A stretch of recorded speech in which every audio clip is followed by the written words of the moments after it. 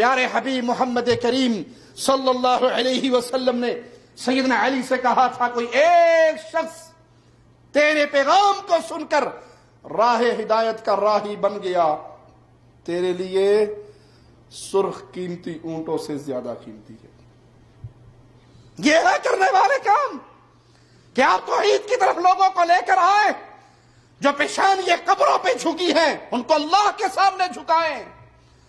جن کی زبان سے غیر اللہ کی ربوبیت اور الوہیت کے نعرے نکل رہے ان کو رب کی الوہیت کی طرف لوٹائیں، جن کی زبان سے پیارے نبی صلی اللہ علیہ وسلم کو چھوڑ کر غیر نبی افراد امتی کی اطاعت کے وہ جملے نکل رہے جس کے حقدار صرف محمد کریم ہے صلی اللہ علیہ وسلم، ان کی زبانوں کو روکیں